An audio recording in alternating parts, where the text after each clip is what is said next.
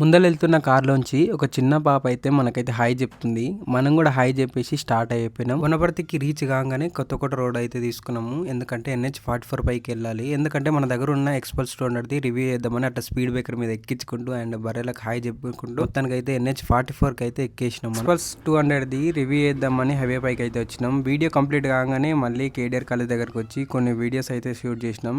Riding gear తో ఒక video తీసుకున్నా అండ్ దూరం నుంచి మళ్ళీ క్లియర్ గా కాలేజ్ పడాలని ఒక వీడియో తీసినాం.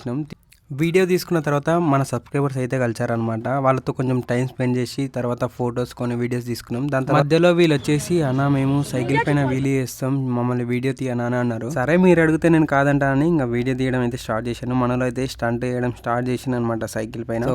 ఒకరు సైకిల్ వీలీ చేసుకుంటూ వస్తూనే ఉన్నారు చూడండి.